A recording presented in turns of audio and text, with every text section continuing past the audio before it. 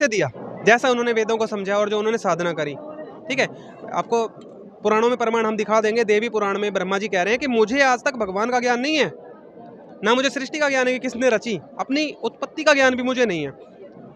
उन्हीं ब्रह्मा जी ने अपने आधे अधूरे ज्ञान से जो ऋषियों को ज्ञान बताया, और फिर ऋषियों ने साधना करी, ऋषियों ने अपने अनुभव भी उसमें संग्रहित कर लिए, तो उसको पुराणों का रूप दिया गया है। ब्रह्मा जी से प्राप्त ज्ञान प्लस ऋषियों का अपना अनुभव, और हर ऋषि का अपना अलग अनुभव है।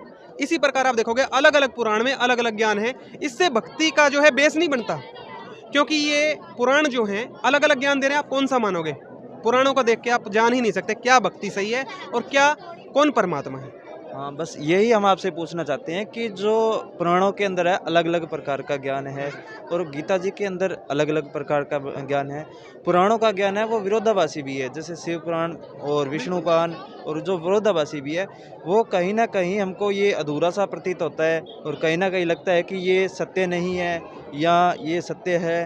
तो कभी कभार भ्रमणा भी फैल जाती है कि जो ये ज्ञान है ये सत्य नहीं हो सकता, ऐसा कैसे हो सकता है। और दूसरी तरफ आपने ये बताया कि जो पुराण है वो एक घटनाक्रम है, घटनाक्रम है, और जिनको हम क्या है एज ए घटना के रूप में हम देख सकते हैं, जैसे एज ए हिस्ट्री हम उनको देख सकते हैं। ठीक है, तो भक्ति मार्ग है वो आपने ये बताया कि गीता जी के अंदर है और वेदों के अंदर है, पूर्ण परमात्मा की वाणी के अंदर है। तो मेरे को ये बताइए कि अब हमारे को कौन सा ज्ञान है जिससे मोक्ष होगा, और पूर्ण परमात्मा का ज्ञान है जो कौन सा बताया आपने। जैसा कि आपने बताया कि जो हमारे पास ज्ञान है वो घटनाक्रम है, एक एज ए हिस्ट्री हम उसको मान सकते हैं जो पुराणों का ज्ञान है, लेकिन उसके अंदर वास्तविक साधना का जो है वो मंत्र नहीं है, वास्तविक साधना का वर्णन नहीं है।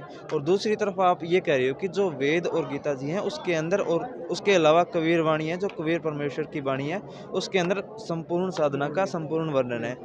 तो हमें ये चाहिए कि हमको जो साधना के लिए वेदों का, जो वेदों और गीता जी का जो ज्ञान है वो मानना चाहिए। अगर हम किसी घटना चक्र क्रम को देखना चाहिए, देखना चाहते हैं, तो वो हम उनका रेफरेंस है वो ले सकते हैं। तो जो आज के टाइम में जो सही ज्ञान है वो कौन दे रहा है जी?